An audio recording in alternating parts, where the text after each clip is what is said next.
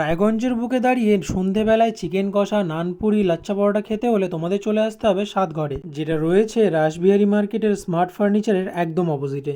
পড়াশোনার পাশাপাশি মাকে সঙ্গে নিয়ে এই দোকানটাও সামলাচ্ছে এই দাদা। এবারে আসি দোকানের মেনুতে। দোকানের মেনুর মধ্যে রয়েছে veg momo, chicken fried momo, crispy chicken, chicken lollipop, chicken কষা, তার সাথে সাথে নানপুরি এবং লাচ্ছা পরোটা। আর দাদার কাছ থেকে যা শুনলাম তাতে আরও কিছু মেনু বাড়ানোর কথাও রয়েছে।